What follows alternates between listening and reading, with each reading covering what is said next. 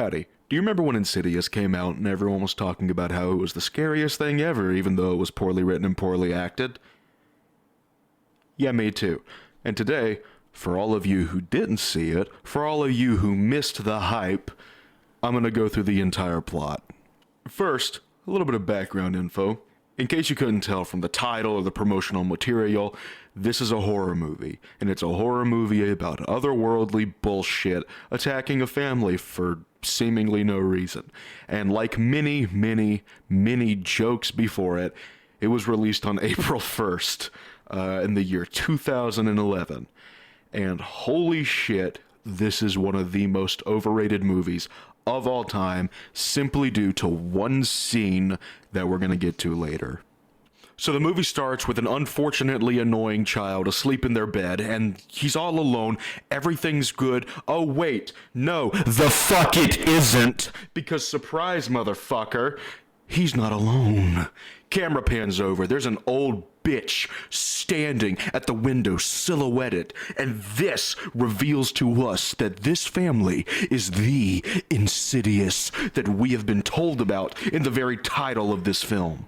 The next few minutes are spent world building when Renee Lambert wakes up and goes to the fucking kid that we saw asleep being spied upon by Michael Jackson. And they go downstairs and start flipping through a photo book, and the kid looks at her and he says, "Mother, I yearn to see a photograph of my father from his childhood." To which the mom says no, because they don't have any. We're gonna find out why later, but right now it's just, no, we don't have any. They have a little bit of an exchange, and then the baby starts screaming, which continues up until the next scene, where they're in the kitchen devouring a gallon of milk, and Dalton Lambert is fighting his brother Foster over a fucking mug.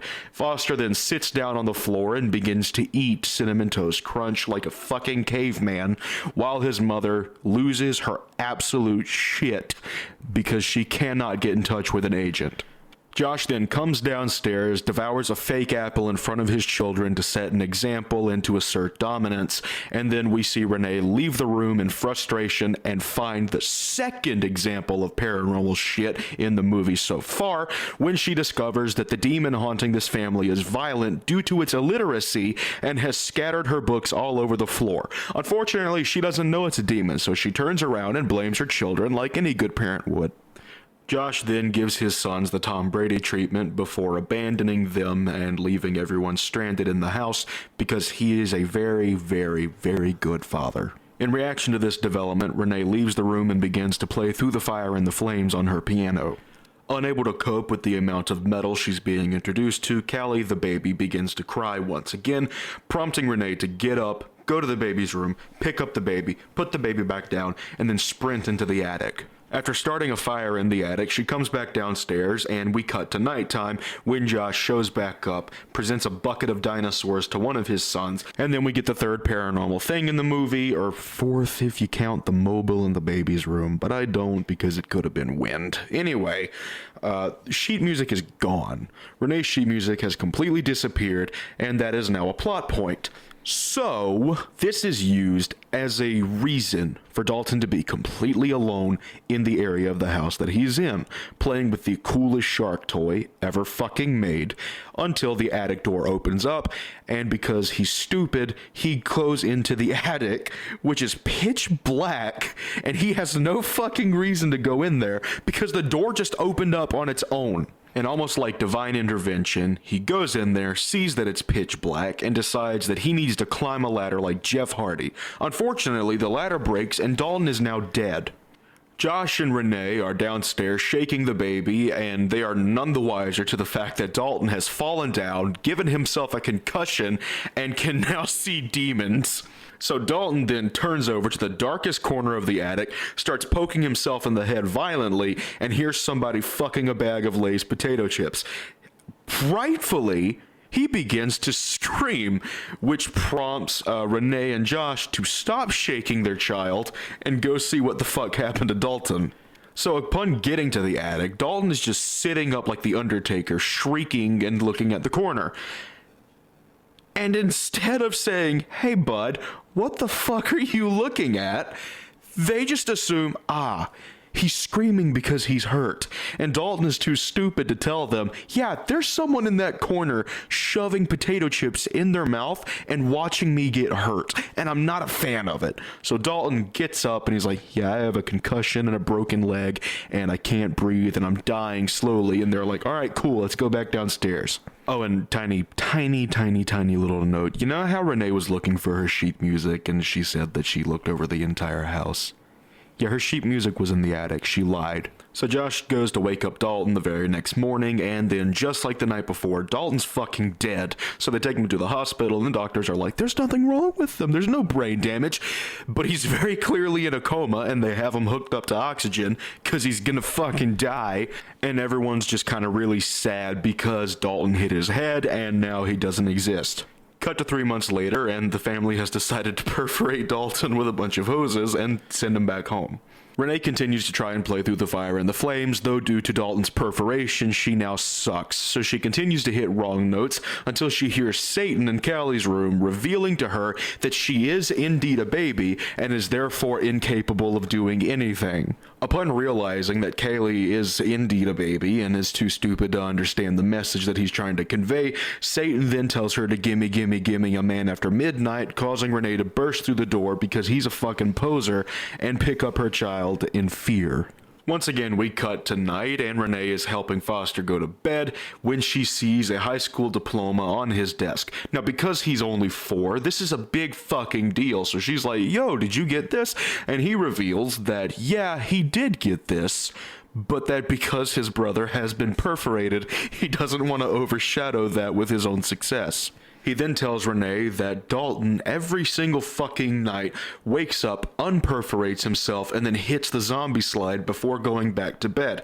This is disturbing news to Renee, because as I've said about 28 times at this point, Dalton's fucking dead. So we cut to even later in the night, and Foster gets out of bed and closes his door, because when Dalton does his nightly ritual of demonstrating how down with the clown he really is, Foster doesn't want to be present.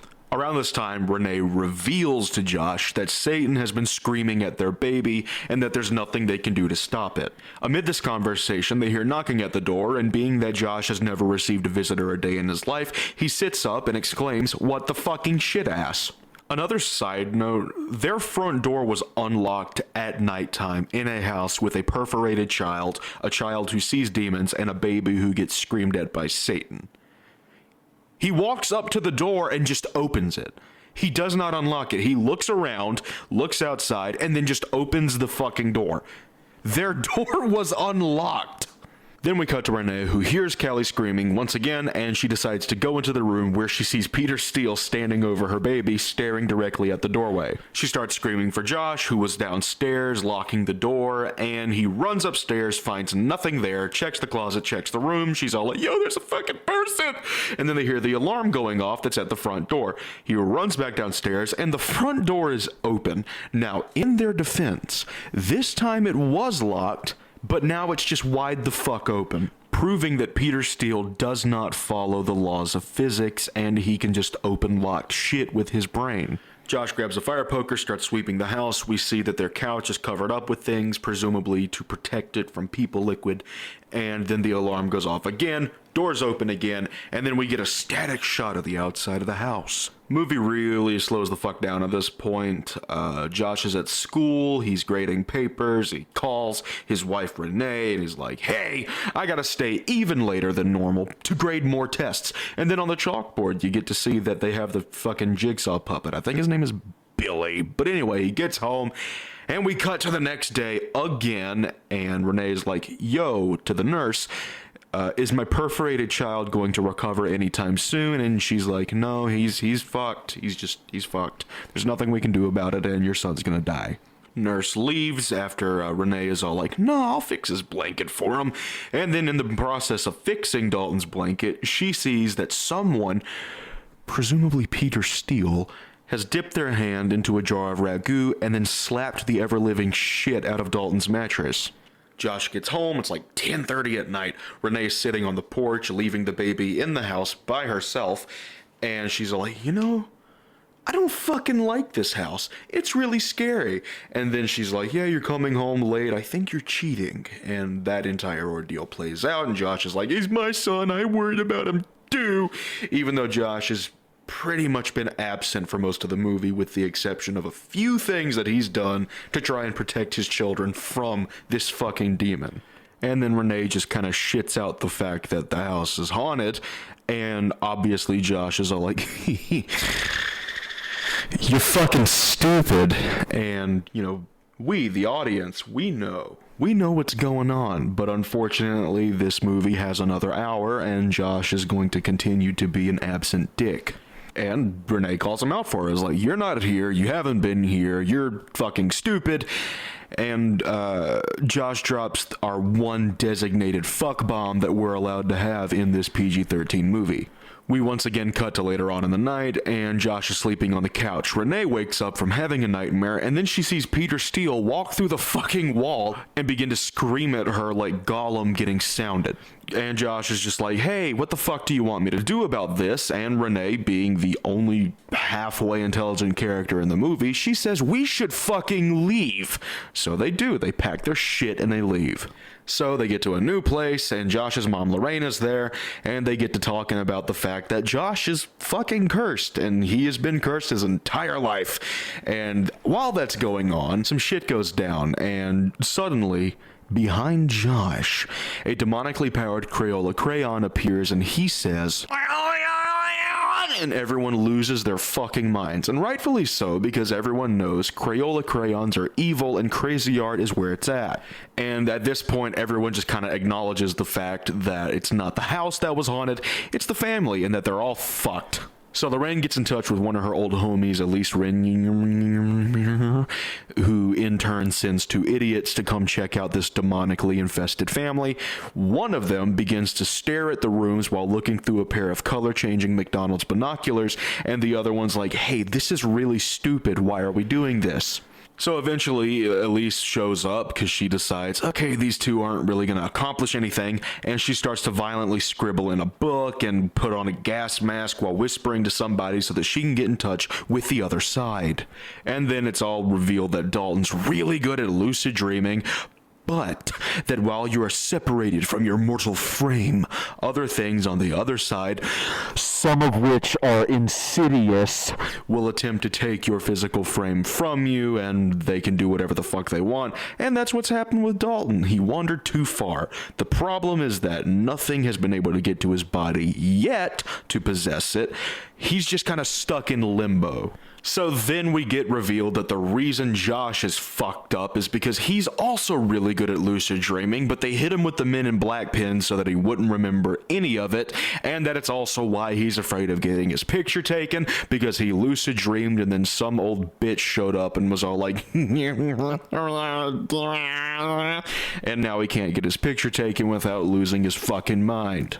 So they decide that they're going to sit Josh down in a chair, make him lucid dream so that he can run and find Dalton. And everything's going great, and everything's dandy, and everything's fine, and he meets these creepy, crooky people. And eventually, he finds the forbidden Crayola crayon rubbing a spinning rock for dramatic effect while listening to hit artist Small Timothy. And it's at this point that everything just gets completely fucked. Dalton's like, okay, I'm going back to my body now, Dad. And his dad fights the evil woman who was always in his pictures with him, and you think he overcame it.